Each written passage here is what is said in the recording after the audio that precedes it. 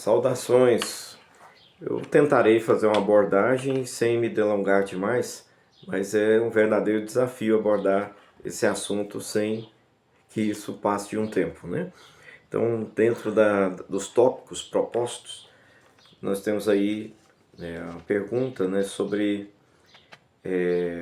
a espiritualidade e a religiosidade.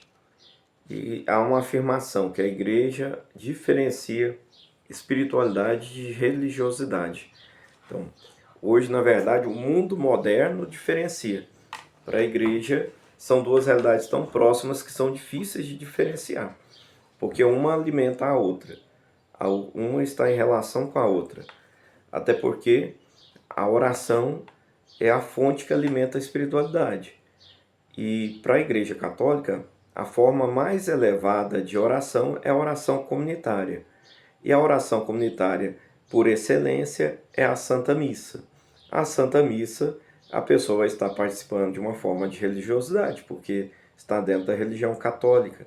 Então a gente tem aí uma realidade que não é tão bem separada assim e que uma retroalimenta, uma está vinculada à outra. Então, se a espiritualidade é uma forma de conexão pessoal com o divino, com o sagrado, que é mais interior.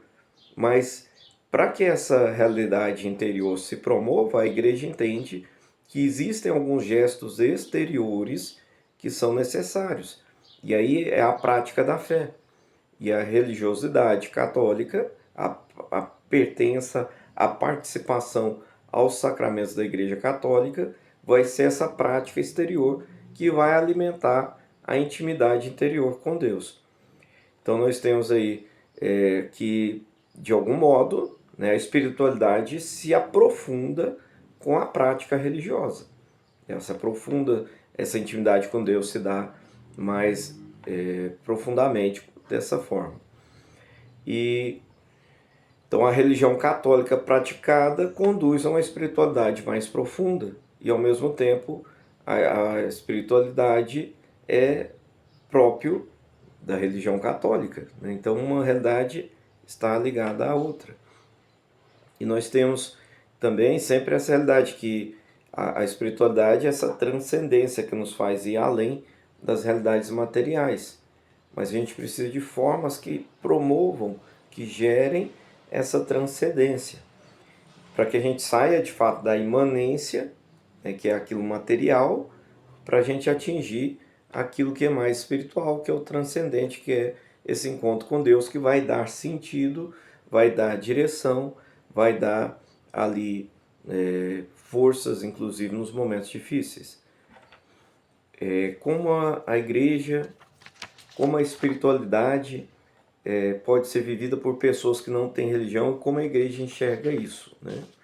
Aí a gente tem formas de espiritualidade diferentes da igreja católica. Então, quem ali vai vivenciar vai tentar entender essa forma de espiritualidade. Alguns vão tentar se conectar com a natureza, alguns vão tentar se conectar com as outras pessoas, alguns vão tentar se conectar com o universo, aquela coisa que vai a pessoa, que é, sobretudo para quem não crê, né? É mais difícil ter essa espiritualidade. Como sair de si mesmo? Como sair da imanência se não há um ser transcendente que é Deus? Claro, tem pessoas que simplesmente não frequentam a religião, mas acreditam em Deus. Aí talvez essas pessoas tenham uma maior facilidade, mas vai aos poucos vai perdendo aquela realidade que alimenta, que fortalece. Até as orações pessoais que a pessoa for fazer é porque ela aprendeu em alguma religião em algum momento. Então, a não ser que ela reze espontaneamente. Mas geralmente a gente precisa desse auxílio, né? Vai ser um desafio maior. Porque por mais que a pessoa se conecte com as pessoas, com a natureza, com o universo, vai chegar um ponto que ela vai estar diante da realidade da morte. E diante da realidade da morte, se não há um Deus, se não há uma outra realidade como um céu que vá para além dessa realidade terrena que a gente vive, então a pessoa chega numa situação de desespero, porque a morte seria então o fim de tudo. Inclusive, uma vez eu tive a oportunidade de conversar com uma moça que era da Suécia. Ela veio ao Brasil para fazer um curso sobre organizações sociais. E conversando com ela, ela disse algo que deu a entender que ela não acreditava em Deus. E quando eu perguntei o que acontece então após a morte, ela me dizia: sabe as vaquinhas? Elas comem, comem, comem e depois. E eu disse: você quer dizer? Ela tinha uma dificuldade com algumas palavras para se expressar em português. Eu falei: então você quer dizer que após a morte a pessoa se torna esterco, se torna adubo, né, para a terra, para as plantas? Ela: isso mesmo. Eu falei: e quando morre um familiar seu? Né? O que passa pela sua cabeça? Simplesmente é isso? Ela disse: quando é assim eu gosto de pensar que estão num lugar melhor. Então aí a gente vê uma certa até hipocrisia nesse sentido. Mas a necessidade que nós temos ali de entender, né, que se a vida ela é só para cá, só para essa terra, só aqui, então geralmente vai ter um certo desespero mesmo. E aí é difícil ter uma espiritualidade que vá além, né, dessa realidade material. E aí é mais desafiador. Mas a pessoa pode buscar aí uma espécie de busca de paz, né? Somente a paz. Como existem outras religiões que elas não vão fazer próprio igual o cristianismo, que é encher-se de Deus, que é próprio nosso. Elas vão esvaziar-se de tudo, buscar se esvaziar, né? Fazer silêncio interior, meramente o silêncio interior, pela meditação, por outras formas. Então, aí para a gente entender isso, teria que procurar pessoas que vivem essa espiritualidade dessa forma. Como a fé católica pode ajudar o paciente a lidar com o medo da morte e o sofrimento? Então, a fé católica ela vai falar de esperança, de resiliência e aceitação. Não, então, esperança porque enquanto há vida, por mais eu já vi resultados médicos dizerem que a pessoa tinha 3 a 6 meses de vida com a minha própria mãe. E minha mãe viveu quase 10 anos depois disso. Então, assim, enquanto existe vida, há esperança. E o que a gente pode tentar é lutar para, dentro daquilo que é possível, tentar reverter uma realidade.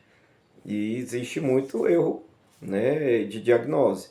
Então, às vezes se fala ali de uma realidade e a pessoa ali tem força de vontade, tem esperança, quer continuar lutando e consegue ali atingir resultados que a própria ciência não tem como explicar ali 100%.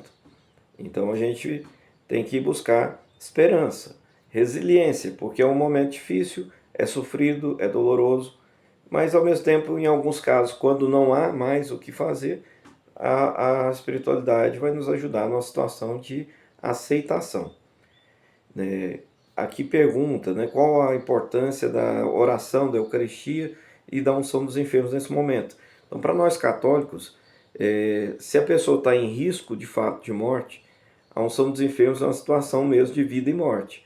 Por quê? Porque ela vai trazer uma cura para nós, que pode ser tanto física, porque algumas realidades extraordinárias podem acontecer, quanto espiritual. A física não está nas nossas mãos, está nas mãos de Deus, mas a espiritual a gente sabe que ela sempre é eficaz e sempre se realiza, que é quando a pessoa recebe o perdão de seus pecados. Para nós, a unção dos enfermos abre as portas do céu para a pessoa.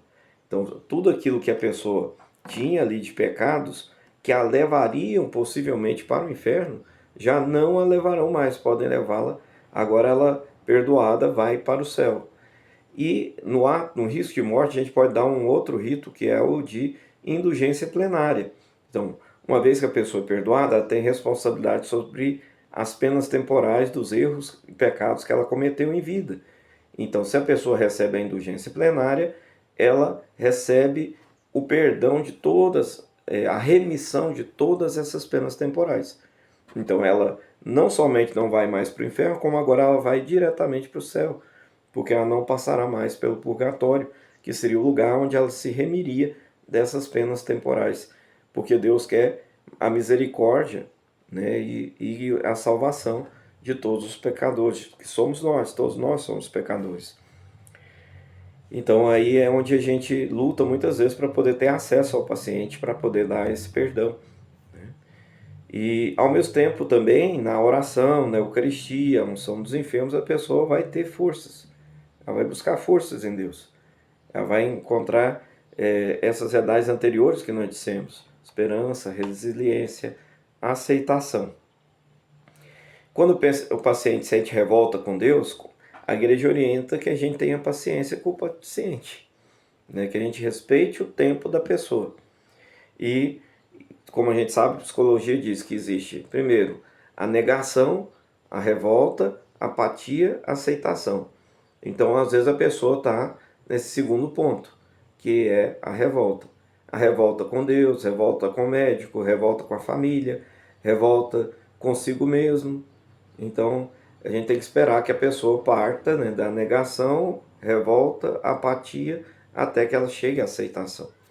E, quem sabe, aí nesse processo, ela aceite ali o auxílio, né, da espiritualidade, dos sacramentos da igreja que vão dar a ela essas forças que ela necessita. E perguntas sobre a família, né? Como a igreja pode apoiar espiritualmente os familiares que acompanham o paciente, né? Sendo presença, trazendo ali essa proximidade da igreja, trazendo também a oração, trazendo também, porque quando a pessoa está internada e tem ali um acompanhante que fica com ela, aquele acompanhante, se é católico também, ele pode, da mesma forma, receber a Eucaristia que é levada para o paciente. Então, muitas vezes a pessoa não está internada, está em casa, né?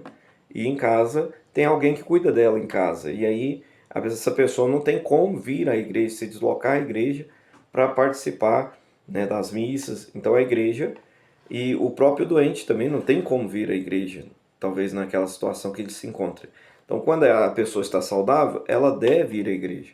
Mas quando a pessoa não está bem, a igreja vai até ela, né? O problema maior é que muitas vezes os familiares não requerem, não pedem, não vêm nos avisar e falta então esse feedback da parte ali dos familiares para que a gente possa estar mais presente.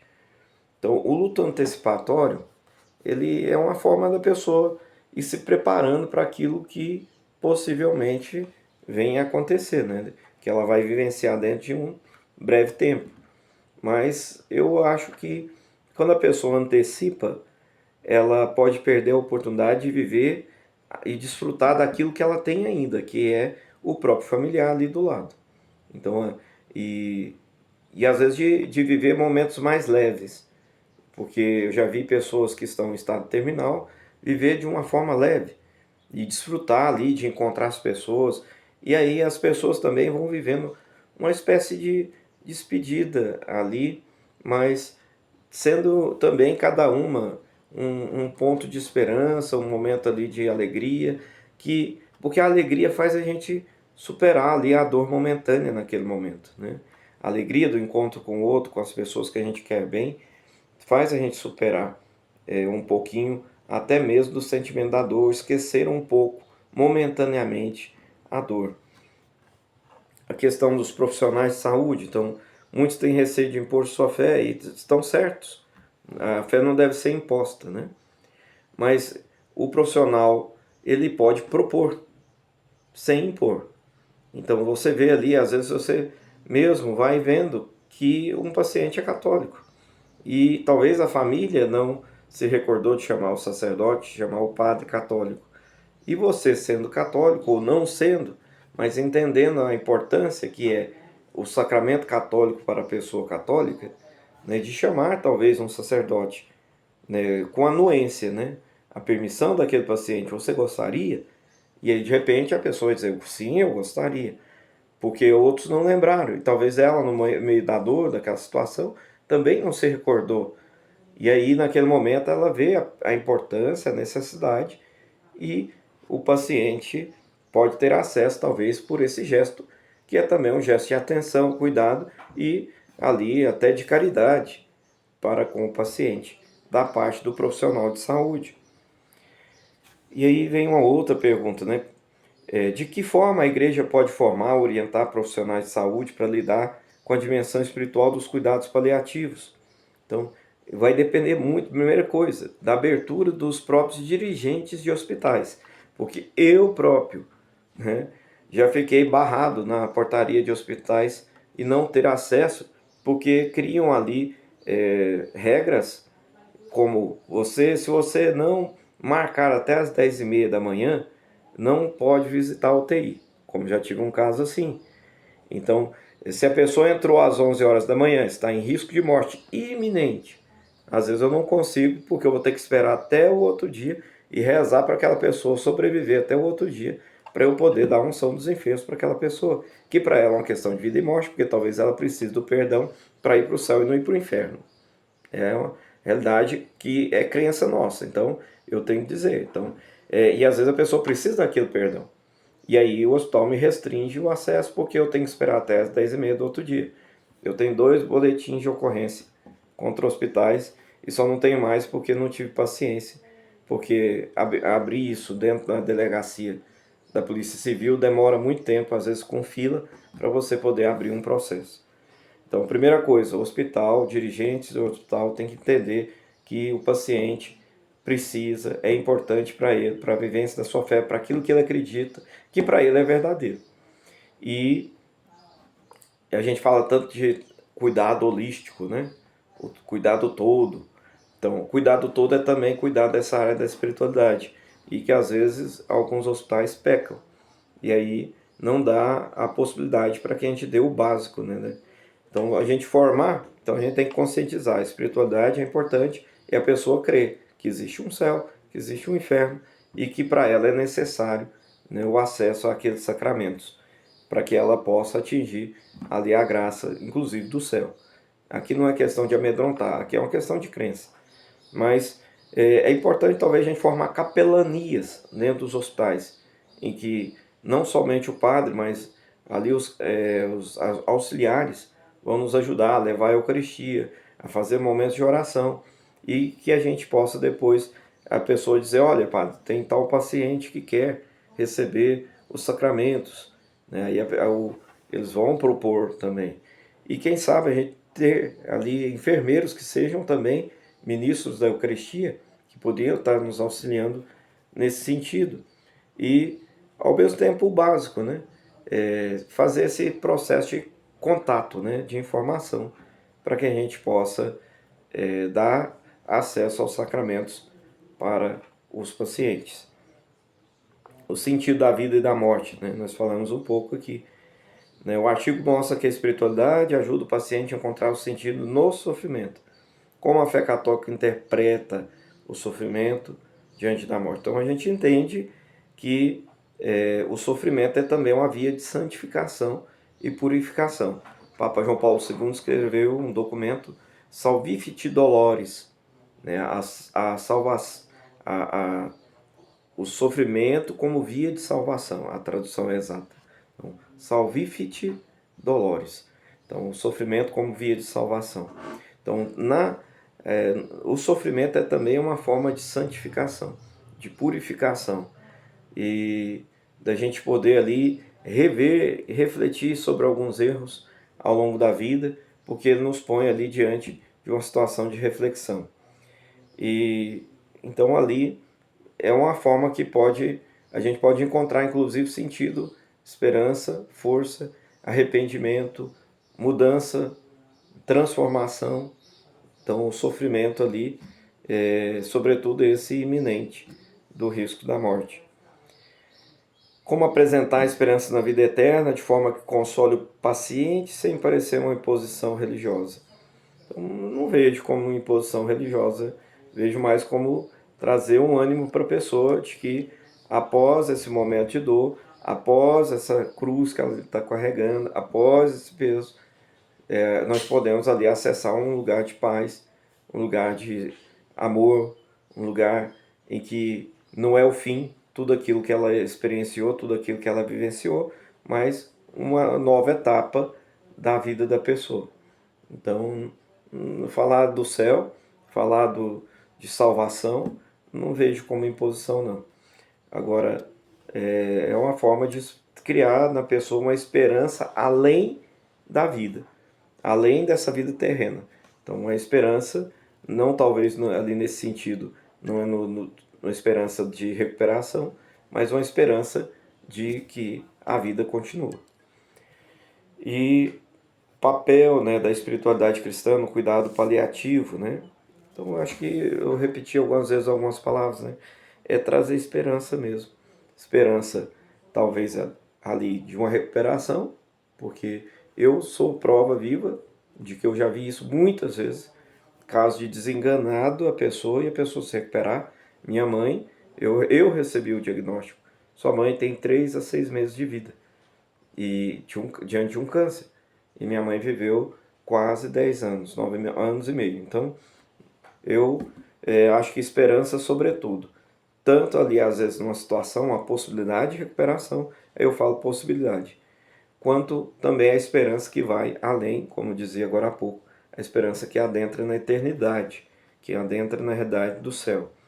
E, ao mesmo tempo, fé, força, para a gente poder viver o momento difícil, para que a pessoa possa viver aquele momento difícil, para que ela possa fazer aquele passo a passo da negação, revolta, apatia e chegar numa aceitação ali da situação que ela enfrenta. E deixar uma mensagem para os pacientes, familiares, profissionais que vivem essa realidade. Então, gente, eu gosto de dizer que a fé é uma palavra pequena, né, formada por uma consoante e uma vogal, mas a fé faz uma diferença. A fé faz toda a diferença. A fé é capaz de mover montanhas e fazer aquilo que é impossível se tornar possível.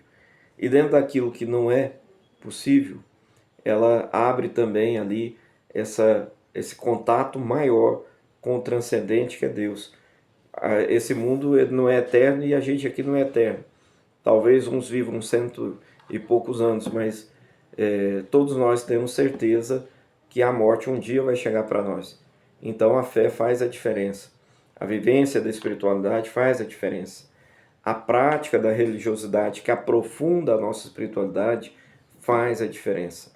Os sacramentos fazem a diferença na nossa vida. E tudo isso brota de uma palavrinha que é fé. Então, que vocês se alicercem na fé também, que vocês tenham essa força em Deus que vai ali ajudá-los nessa caminhada de suas vidas. Deus os abençoe, os fortaleça sempre. Um abraço a todos. Fiquem com Deus.